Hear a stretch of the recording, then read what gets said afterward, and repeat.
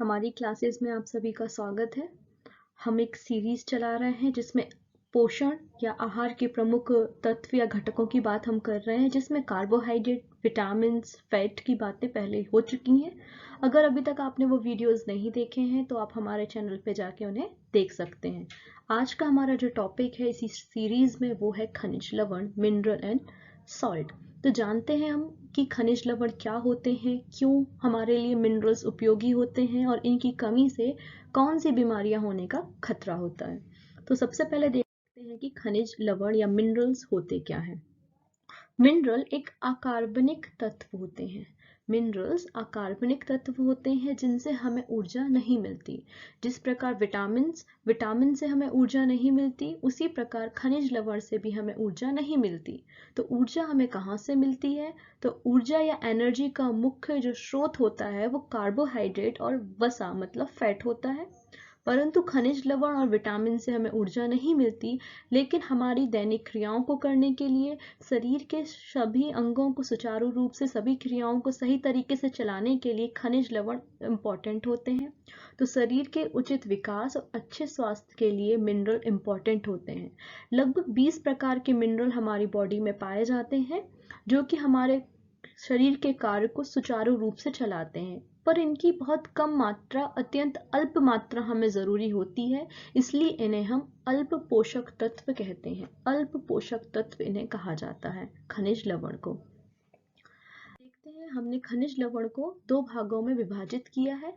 एक लघु एलिमेंट्स है, माइनर एलिमेंट्स है, जिसमें कैल्शियम, पोटेशियम, सोडियम, फास्फोरस और मैग्नीशियम है।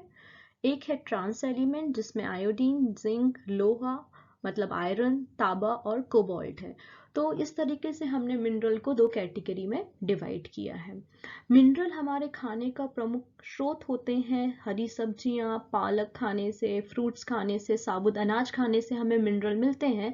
लेकिन आजकल जो हम आप कह सकते हैं चाइनीज फूड खाते हैं या जंक फूड खाते हैं, तो उन सभी से हमें मिनरल की प्राप्ति नहीं हो पाती। अगर आपके शरीर में मिनरल की कमी आ रही है तो आप उसे खुद भी फील कर सकते हैं, जैसे उल्टी आना, दस्त आना, थकान, कमजोरी महसूस होना, हाथ पैर में झिनझिनी का चढ़ना। साथ ही साथ आपकी एकाग्रता में कमी आना मिनरल्स की कमी का कारण होते हैं। तो एक एक करके हम मिनरल्स के बारे में पढ़ेंगे कि किस मिनरल की कमी से हमें कौन सी डिसीज होती है और किस मिनरल की क्या उपयोगिता है हमारे भोजन में, आहार में। तो सबसे पहले स्टार्ट करते हैं कैल्शियम से। कैल्शियम Ca से इसे रिप्रेजेंट करते हैं कैल्शियम को। हम सभी जानते हैं हमारे शरीर की जो हड्डियां हैं और हमारी जो टीथ हैं, दांत हैं, उनकी रचना कैल्शियम से हुई है। तो दांतों और हड्डियों की रचना और उनकी मजबूती के लिए रिस्पॉन्सिबल कैल्शियम होता है। साथ ही साथ हमारी मांसपेशियों को कैसे कार्य करना है, हमारे जो डिफरेंट ग्रंथियों से जो हार्मोन निकल रहे हैं उनको सही कार्य कराने में भी कैल्शियम का योगदान होता है। अगर शरीर में कैल्शियम की कमी हो जाए तो क्या होगा? जनरली हम बच्चों को बोलते हैं दूध, दही इत्यादि खाने के लिए, क्योंकि उसमें प्रचुर मात्रा में कैल्शियम होता है। इनकी कमी से, कैल्शियम की कमी से शरीर की वृद्धि रुक जाती है। साथ ही साथ बोन डेंसिटी आपने सुना होगा, जो हमारी हड्डियों का घनत्व है बढ़ती उम्र के साथ कम होता जाता है, हड्डियां कमजोर हो जाती हैं। बूढ़े लोग अगर होते हैं तो आपने देखा होगा, अगर वो गिर जाते हैं तो बहुत जल्दी से उन्हें चोट लग जाती है, फ्रैक्चर हो जाता है। तो दांत और हड्डियां कमजोर हो जाती हैं कैल्शियम की कमी से, और इस रोग को बोलते हैं ऑस्टियोपोरोसिस। कैल्शियम की कमी से होने वाला एक रोग है। अगर हम अगले मिनरल की बात करें तो अगला मिनरल हमारे सामने है फॉस्फोरस। फॉस्फोरस तो जैसे आपने टूथपेस्ट वगैरह की ऐड कभी देखी हो कोलगेट की, तो उसमें आता है कि कैल्शियम और फॉस्फोरस है इसमें। आप देखेंगे पीछे कंटेंट्स में भी कैल्शियम और फॉस्फोरस होता है। तो जिस प्रकार कैल्शियम इंपॉर्टेंट है हड्डियों के लिए, उसी प्रकार फॉस्फोरस भी दांतों और हड्डियों की रचना के लिए होता है। साथ ही साथ जो फॉस्फोरस होता है वो अम्ल क्षार संतुलन का काम करता है। एसिड और बेस को बैलेंस करने का काम फॉस्फोरस करता है। आपने देखा होगा जितने भी प्रकार के फर्टिलाइजर्स होते हैं उनमें फॉस्फोरस या एनपीके, अपने फर्टिलाइजर का नाम सुना भी होगा। तो हर प्रकार के फर्टिलाइजर्स में फॉस्फोरस होता है, क्योंकि ये अम्ल क्षार को संतुलित करने का काम करता है। साथ ही साथ अगर हम फॉस्फोरस की बात करें तो ये एटीपी और डीएनए का घटक है। एटीपी क्या होती है? एटीपी आपने देखा होगा या पढ़ा होगा, माइटोकॉन्ड्रिया जो होता है वो एटीपी बनाता है, जिसे हम एनर्जी करेंसी कहते हैं। तो एटीपी का अगर आप फुल फॉर्म देखेंगे, एड्रेनो ट्राइसाइन फास्फेट, तो फॉस्फेट मतलब फॉस्फोरस ग्रुप के बारे में यहाँ पे चर्चा हो रही है। तो एटीपी और डीएनए का घटक भी फॉस्फोरस होता है। अगर शरीर में फास्फोरस की कमी हो जाएगी तो वही हड्डियां कमजोर होंगी, दांत कमजोर होंगे और शरीर की वृद्धि उस तरीके से नहीं हो पाएगी। शरीर की वृद्धि विकास अवरुद्ध हो जाएगा फास्फोरस की कमी से। अगला अगर हम डिस्कस करते हैं तो वो है पोटेशियम। के से रिप्रेजेंट करते हैं हम पोटेशियम को। आपने सुना होगा, अगर आपका हाथ कट गया है या आपको चोट लग गई तो बोला जाता है कि फिटकरी घिस लो, फिटकरी या एलम घिस लो, क्योंकि एलम या फिटकरी में पोटेशियम पाया जाता है। जिस प्रकार विटामिन के होता है, प्लेटलेट्स होती हैं, खून का थक्का या रक्त का थक्का जमाने के लिए उपयोगी है, उसी प्रकार पोटेशियम भी रक्त का थक्का जमाने के लिए उपयोगी होता है। साथ ही साथ पोटेशियम का काम क्या है? जल संतुलन करना। हमारी बॉडी में वाटर लेवल को संतुलित करने, बैलेंस करने का काम पोटेशियम करता है।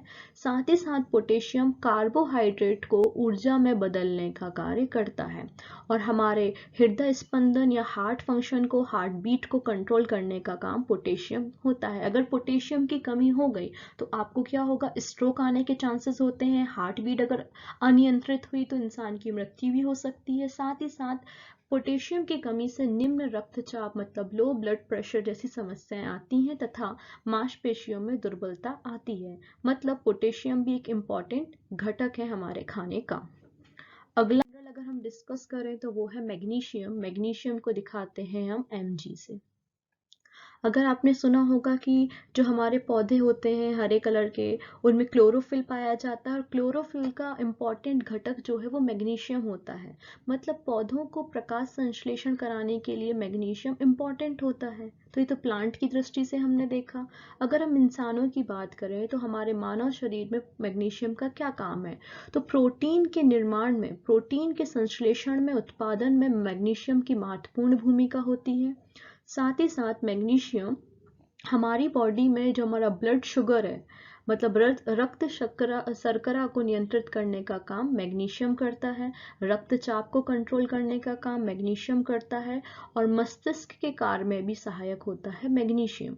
अगर शरीर में मैग्नीशियम की कमी हो जाए तो देखिए मस्तिष्क के कार्य करता है, मतलब इसका सीधा इफेक्ट कहाँ होगा? नर्वस सिस्टम या तंत्रिका तंत्र पर इसका प्रभाव होगा।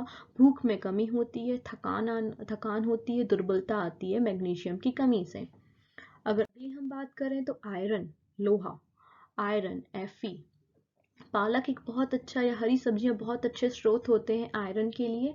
आयरन का जो सबसे ज़्यादा हिस्सा होता है वो आरबीसी, रेड ब्लड सेल में पाया जाता है। आप सभी ने पता होगा कि आरबीसी में पाया जाता है हीमोग्लोबिन, जिसमें हीमो मतलब होता है आयरन और ग्लोबिन तो एक प्रोटीन है। तो ये आयरन ये हीमोग्लोबिन का इम्पॉर्टेंट घटक है। तो हीमोग्लोबिन का घटक क्या है? आयरन है। ये हीमोग्लोबिन करता क्या है? तो ऑक्सीजन को कैरी करने का काम हीमोग्लोबिन करता है। तो हम कह सकते हैं आयरन ऑक्सीजन परिवहन में सहायक होता है। साथ ही साथ अगर आयरन की कमी हो जाती है तो एक रोग होता है जिसे हम एनीमिया कहते हैं। WHO ने बताया है कि पूरी दुनिया में आधे से अधिक लोग जो हैं वो एनीमिया के शिकार हैं, जिनमें महिलाएं प्रमुख रूप से एनीमिया के शिकार हैं। इसलिए फ्री ऑफ कॉस्ट आयरन की टैबलेट डिस्ट्रीब्यूट की जाती है। साथ ही साथ लालिमा जैसे प्रोजेक्ट भी एनीमिया की रोकथाम के लिए चलाए जा रहे हैं। एनीमिया हो जाने से शरीर दुर्बल दिखाई देता है, थका हुआ दिखाई देता है और साथ ही साथ शरीर की जो इम्यून सिस्टम होता है, सुरक्षा तंत्र होता है, वो कमजोर पड़ जाता है, जिससे बार बार बीमारियां होने का खतरा सामने आता है। अगर हम डिस्कस करें तो वो है जिंक। जिंक तो जितने भी कॉस्मेटिक प्रोडक्ट्स आते हैं, आप पाउडर देखिए या कुछ भी आप देखिए, उन सभी कॉस्मेटिक प्रोडक्ट्स में जिंक ज़रूर होता है। तो जिंक का काम क्या होता है? तो जिंक प्रोटीन निर्माण में सहायक होता है, हमारे इम्यून सिस्टम को इम्प्रूव करता है। इम्यून सिस्टम अगर अच्छा होगा तो आप बार बार बीमार नहीं होंगे। अभी आपने देखा होगा कोविड-19 के दौरान भी यही बात कही गई, जिसका इम्यून सिस्टम अच्छा है वो कोविड-19 से फाइट कर सकता है। तो इम्यून सिस्टम को इम्प्रूव करने के लिए जिंक इम्पॉर्टेंट होता है। साथ ही साथ अगर आपको घाव लग गया है तो उस घाव को भरने के लिए भी इम्पॉर्टेंट जिंक होता है, और डीएनए संश्लेषण में जिंक काम करता है।